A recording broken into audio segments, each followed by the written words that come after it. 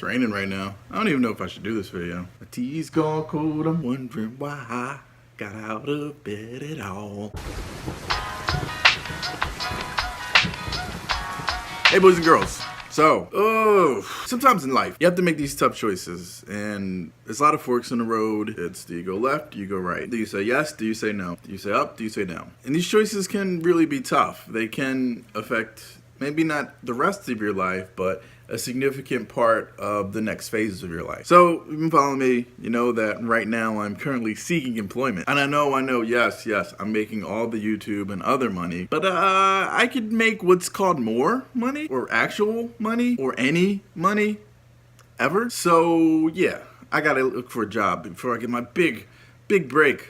Big Hollywood break. I'm ready for my close-up. I've been applying, doing the circuit, doing the interviews, having a lot of fun being judged by people who don't know me. So here's the thing, right? There's this one place, one organization. I don't know, I can't tell you its name because I don't want to get sued or found out or something. But I heard about this job. A friend of a friend told me about this job. Let me go ahead and check it out. Let me check it out, yo. So I checked it out. The organization itself seemed like a pretty decent organization, but looks can be deceiving. I met with someone, I talked to them about it. They made a pretty good showing of the organization. Maybe I am interested in working here. So long story short, I sent my resume to the friend of the friend, the friend of the friend sends the resume to the organization. And while longer, I'm getting the email from the other organization. Hey, do you want to come in and do you want to talk to us? Do you want to talk to us over the phone? And I'm like, oh, sure. So I have a phone call with them, and it's probably the most intense phone interview I've ever had, which is saying a lot because I've had a bunch of them. Let's see here. So I'm not saying did I do well or did I do poorly in the phone interview. I don't think I did my best. I didn't do my worst. It was okay. I was caught off guard a little bit for whatever reason. So I do well enough to get a face-to-face interview, which I get. Look at this face. Obviously, I wowed them. So, obviously, they're really impressed by me. They ask me a lot of questions. I answer all those questions. We have a good old time. So I send the thank you emails, and right away, the head responds to me. And essentially, the email goes like this. We really like you as a candidate. We want to move forward, but we don't want to hire you. But what was that? Oh, what was that? Repeat. Yeah, we don't want to hire you, but we want you to come on as a contractor. So as a contractor, we pay you a certain amount. You're responsible for your own taxes, your own benefits, et cetera, and we get to decide whether we want you on long-term or not. Oh, okay, that seems like an interesting proposition. I'll have to think about it. So they offered me the contracting position, and they were like, oh, this is gonna be a great opportunity for you. But hey, I haven't had a job for a while, so I'm really desperate. I needs a job. I needs me a job, okay? So there was some problem. No. I'll tell you about that later. It's an interesting organization. They do good work. I'm interested in what they do. I haven't had a job in a while, and the pay is decent enough. It's not the most I've made. It's not the least I've made. Somewhere in the middle. Oh, okay. I guess I'll take it. So all that's left to do is sign on the dotted line, right? Yeah. Except I eventually ended up turning it down. Why would you turn it down? It's a job. Sometimes in life you have to listen to signs. Remember what I was saying earlier? There were just enough things about this place that made me say, I'm just not sure about you. First, now cosmetically, I'd never want to shame anything or anybody, but their headquarters looked like a scene from the movie The Shining, which is from the 1970s or 80s. So they didn't care to update it a little bit. It's made no changes since day one. So it was run out of what I consider to be an old dilapidated building, and it's not ironically dilapidated, this is what it is. Number two, I was worried about the company's growth strategy. I said, hey, have you heard of this thing called the internet? They're like, oh no, we don't mess with the internet. And I'm like, oh, this is from The Shining. I'm mischaracterizing that a little bit, but I was throwing some things out there and they were not there. So I can already tell that it's not an organization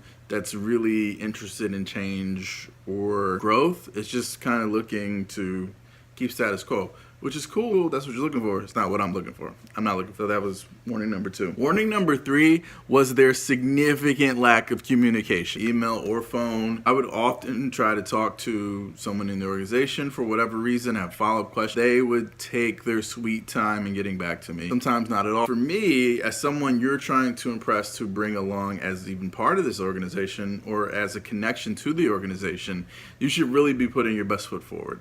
and they did not do that. Their best foot was not put forward. Their interview itself was kind of janky because I was interviewed by 4 different people, supposed to be at the same time.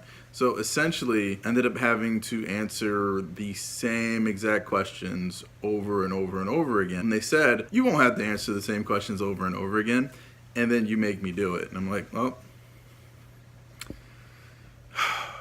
And the other was the email they sent to offer me the contracting position. It was disrespectful. They're like, we're not sure about you, so we want to bring you on and to see if you can pick it up. I have experience in this field. I have more than all the requirements that meet the job. Don't disrespect me like that. Yeah, when I got disrespected, I was almost willing to swallow that down because I was like, you know what? I need to make some money. But they're not offering enough perks for me to swallow it, babe. They're not offering enough perks for me to just take it. You gotta wine me and dine me first. You can't just say, hey, this is what it is. That's not gonna work. Tip, that's never gonna, well, not with me, it's never gonna work. This is a video within a video. Why is this video within a video? Easily because I forgot something in the previous video or the current video which you are watching now that I forgot that would change the story for the better. Why am I talking this fast? I don't know, I have no idea. One funny thing about the contract, the time period that they would have had me basically on probation was longer than what they told me by email. I had to read the contracts very carefully because had I, went through with that contract that they would have had, I would have been in a limbo state a lot longer than what we originally discussed. And I'd have been like, what's going on here? What's up? Let's talk about this contract. And they'd have been like, well, that's the contract that you signed. And then I would have been like, it's okay to change the terms of the contract. So the thing I didn't like about the contract is certain terms that we discussed previously were changed in the contract. And it's okay. You have the right to change your mind in a contract. It's a contract. Before anything's signed, nothing's set in stone. But you have plenty of time to communicate with me that the contract was going to change, and you did not. Fishy, last straw. I'm not going with you. Game over. Now we're returning to the original schedule program. You always have to know your worth, queen, king, both or neither. You gotta always know that. Going in, if you feel that you're not being properly respected or not being taken seriously, then you really need to take a look at what they're doing and why. Because as much as you're trying to work for this organization's still trying to recruit you. They need you. They need people. They need that spot filled. And as far as you're concerned, you're the best person that can ever do that job. And I'm like, for me, I don't like office work that much anyway. The thing is, I never felt good about this opportunity in the first place. It's hard to turn down opportunity, especially when you don't have something because you're just not sure when that next opportunity is going to come. You gotta listen to the warning signs when they keep happening and keep happening and keep happening. I'm trying to be intentional. Now, I'm trying to live an intentional life.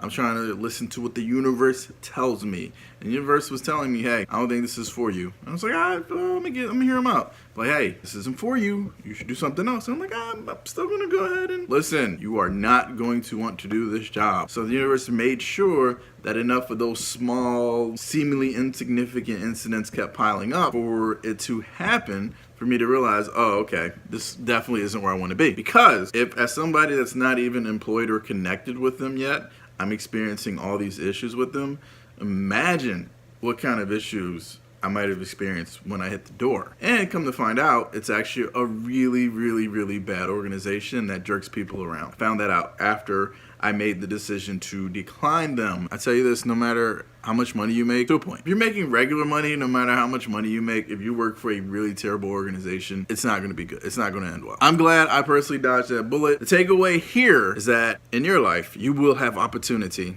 And you'll have things that look like opportunities. It'll look like gold. But sometimes you gotta remember, all that glitters isn't gold. Sometimes it's just like poop with gold flakes in it. Sun would hit it just right and make it look golden. And it's like, you get closer and you're like, oh no, something smells. It's that opportunity. Sometimes when opportunity knocks, don't answer it because it might be a line in a woodpecker. I guess I better get that.